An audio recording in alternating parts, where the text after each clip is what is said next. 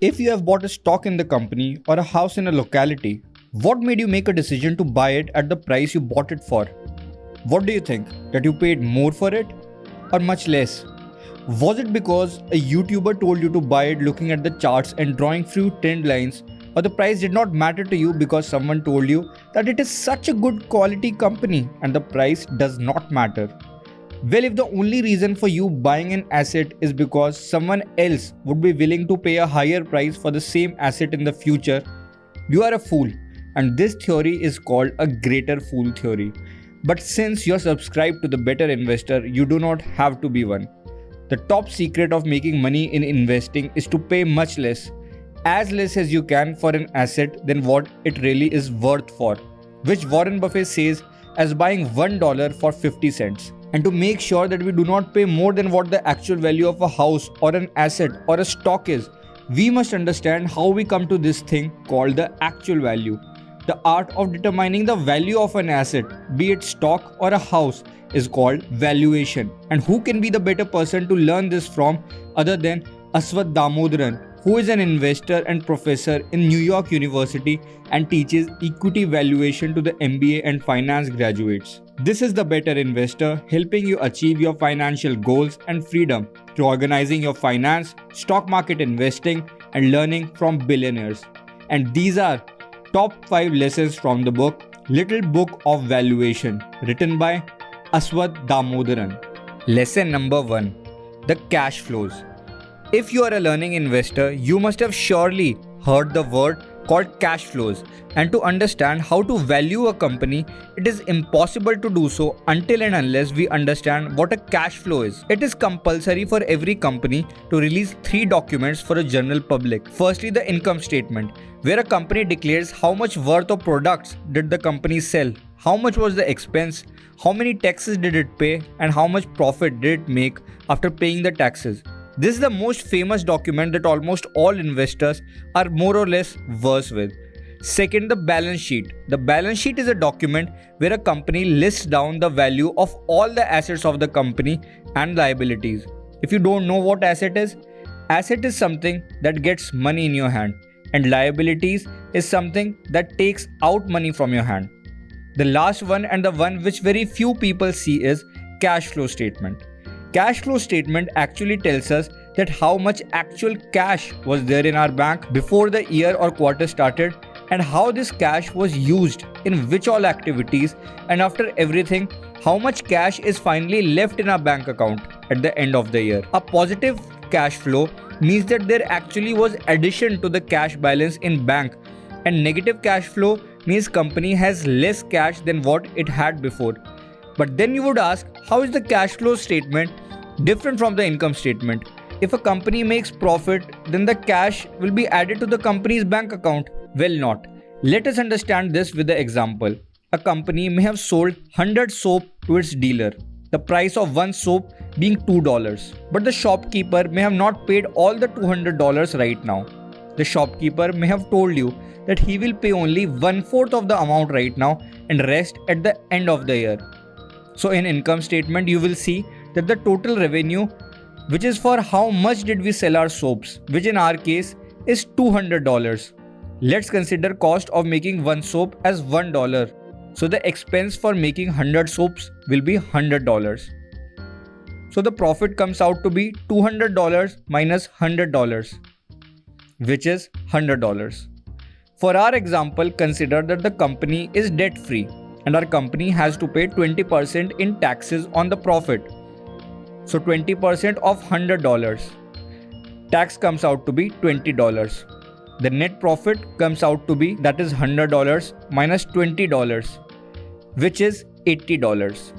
This is our net profit. But did this all $80 of cash came to your bank account? Let's see. In actual, you only received 1/4 of the money. So 1/4 of $200 is $50. And according to the income statement, you have to pay $20 as taxes. So after paying your taxes, you are only left with $50 minus $20, that is $30.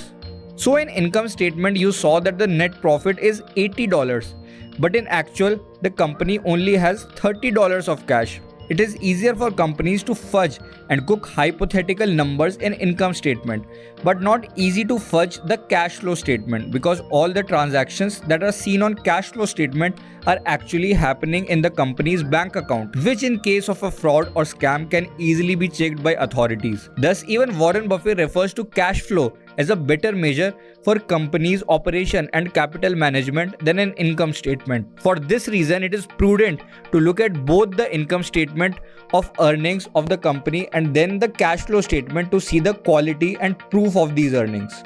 Lesson number 2. Relative valuation. Ultimately, there are dozens of valuation models, but only two valuation approaches: intrinsic and relative. Let's understand first what the relative approach is and how do we use it. You go to a locality in New York City to buy a house. There are these two houses next to each other selling for $1 million. They were built on the same day and they look just like each other. When you inquire, you find out what the rent people are paying who are living in them. The first family is paying $20,000 and the second family is paying $30,000. Which house will you buy? Obviously, you would buy the one that is earning higher rental income since the price of both the house is same. This is relative valuation. You compare two similar assets and see which is earning higher income to you in comparison to the price you are paying. Consider this now. First house is selling at $1 million, generating a rental income of $20,000 per year, and second house is selling at $3 million, generating a rental income of $70,000. Which will you buy now? You take price and divide it by earnings. So for first house, $1 million divided by $20,000 comes out to be 50. And for second house, $3 million divided by $70,000 comes out to be 42.8. This ratio is called price to earnings ratio and is very famous among investors. For the first house, ratio of 50 means that for $1 earning every year, I am paying $50 to buy this business. So it will take total 50 years to get all my money back from the investment. Price to earning ratio for the second house of 42.8 means that for $1 earning every year, I am paying $42.8 to buy this business. So it will take 42 years and 10 months for me to get all my money back from the second house. I am getting all my money back from the second investment much before than the first one. So the second one is more attractive. The thing that is true for a house is also true for a company. You can compare any ratio: price with respect to revenue of the company, price with respect to the cash flow of the company, and etc. This looks very simple, but we need to understand that just like the example of two house, businesses in market may not be so identical. One may be older and thus more experienced than other. One may be more technologically advanced than the other. One may have more debt than the other. But more or less, relative valuation is the most basic approach towards making an investment decision. Some of the key ratios to carry out relative valuations other than price to earnings are as follows. Price to book value. Book value is what remains when you subtract all the liabilities from the assets of the company and then divide it by the number of shares that are there in the market called shares outstanding. Lower the price to book value, better it is, indicating that the price is cheap. Price to sales ratio or price to free cash flow ratio. It may so happen that the companies that you are interested to buy may not have any profits at all. For example, Google until 2009 was making losses. When comparing such companies, price to sales ratio or price to cash flow ratio may be a better metric. You do not have to pick up a paper, pen and do the maths. All these ratios are already available online. You can just Google them. But the things mentioned above, such as the experiences of the manager of the company, the growth potential of the company, etc., are also responsible for giving a company a higher valuation ratio with respect to its peers, which may be justified. Lesson number 3. The discount rate. Let's assume in 1970s, two people were given a choice between taking 5 rupees today in the year 1970 or taking 5 rupees in 2021. The first one took 5 rupees today, that is in the year 1970, and the other one decided to take it in 2021. The first one put the 5 rupees in bank, and considering average interest rate given by banks to be 6%, the 5 rupees in bank would have grown to 55 rupees in 2021, or he could have bought 500 gram of Amul butter. Or he could have gone on a movie date with his girlfriend taking the luxury seat which then cost 1 rupees per person. Or he could have invested in Berkshire Hathaway, the company of world's greatest investor Warren Buffett, and those 5 rupees would have been 9,700 rupees by 2021. In every case that you assume, he is better off than the person who decided to take 5 rupees in 2021. This brings us to a very important concept, which is the same amount of money has less value in future, and this value decreases the more into the future you go. That is why the things you could do with just 5 rupees in 1970s could not be imagined in 2021 with same 5 rupees. In all the cases, the 5 rupees in 1970s have compounded at certain rate, because of which we are left with more than 5 rupees in 2021. In case of bank deposits, this rate was 6%. In case of Amul butter, it was at 10%. In case of investing in Berkshire Hathaway, it was 20.3%. Discount rate is exact opposite of compound interest rate. With the help of compound interest rate, we calculate the value of present money in the future. In case of discount rate, we calculate the future value of money in the present. Which means to say, in 1970s, you would say, if I was to have 55 rupees in 2021, what is that money equivalent to today if discount rate is 6%? And the answer would be 5 rupees. What would be the present value of 250 rupees of 2021 if the discount rate is 10%? The answer is 5 rupees. What would be the present value of 9,700 rupees of 2021 if the discount rate is 20%? Answer is 5 rupees. There is a mathematical formula if you want to know more about this, but you are better off using some online calculator for the same. Just look up for the term called present value calculator in Google and you can find plenty of them. Just like you can find compound interest calculator. This word called discount rate is many a times used by analysts. So next time they use it, you won't be a foreigner to it. Lesson number 4. Intrinsic valuation of the company. Intrinsic value of a company is the sum total of all the cash flow from present day until the last day of a holding. Any free cash that a business generates can either be reinvested in the business or can be distributed to the shareholders in the form of dividends. If it is reinvested in the business, then over time the book value per share, which is the difference between liabilities and assets, will increase, because reinvesting in business means buying more assets. These can be buying plants, machines, acquiring other companies, etc. As the assets increase and liability remains same, the book value per share will increase. So if we say that the company is going to survive for 10 more years, then the intrinsic value of the company will be the new book value after increase in the book value per share plus all the dividends given by the company in these 10 years per share. So let us understand this with the example of KRBL, which is a global manufacturer of basmati rice. Here is a list of all the historic financial ratios of this company. I have got this from morningstar.com. What we are interested in is the book value per share. As you can see, 26.61 per share in 2012 to 144.86 per share in 2021, which is 20.7% annual growth in book value per annum. Now, we have to predict whether the company can continue to grow at such a pace for next 10 years. To be conservative, let's take from here on the company will start slowing its growth rate and would only grow by 15% in next 10 years. So if we do that, this is how the book value per share will be increasing. At the end of 10 years becomes 586.04. So if we consider in total how much of the money have we reinvested in the business at the end of 10 years, we come out with 441.18 rupees. Now we need to understand how much dividends would be paid in the next 10 years. As the company matures and it starts having more cash in the balance sheet, the dividend increases with time. As a conservative investor, we take that the dividends remain same as they are, which is 2.5 per share per year. So in 10 years, the total dividend paid would be 25 rupees.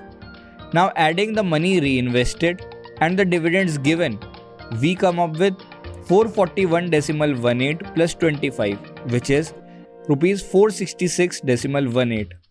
Adding to this our present book value, 466.18 plus 144.86, which is rupees 611.08. So at the end of 10 years, this is going to be the amount generated by the business. Remember the discount rate. We have to find out what is 611.08 of 2030 equivalent to today. So now you may ask that at what discount rate must we consider? We must consider the discount rate as the annual returns that we expect from this investment.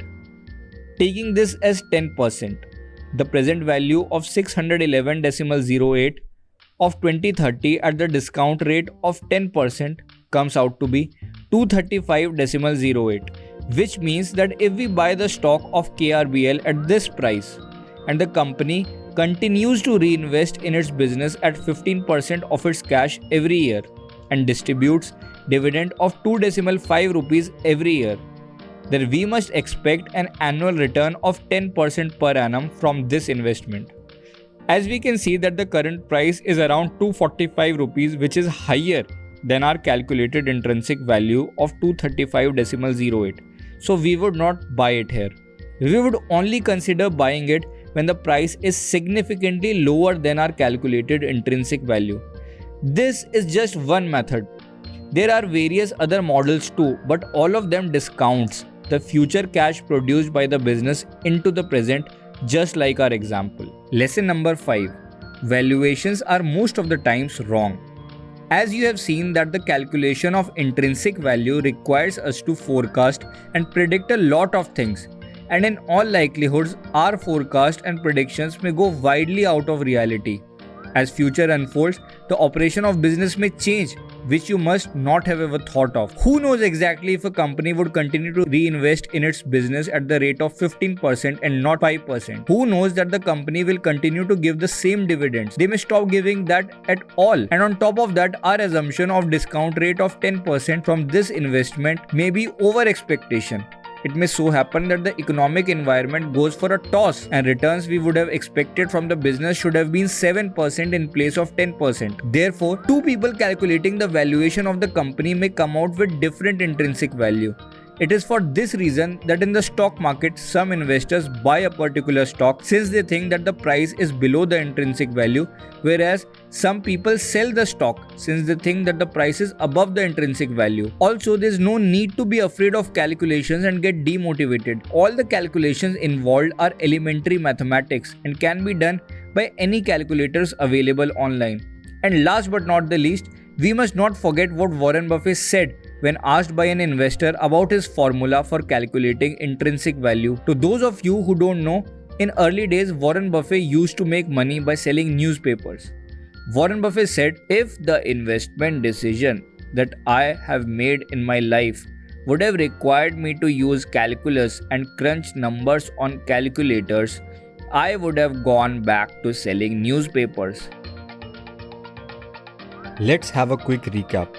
Cash flow is the amount of cash that is added to our company's bank account. Net profit that we see in income statement may not materialize into cash flow. For this reason, it is important to look at both the net profit in income statement and cash flows in the cash flow statement. Relative valuation is pitting two similar kind of assets against each other to see which one is better priced than the other one. Some important ratios are price to earning ratios, price to sales ratio, and price to cash flow ratio.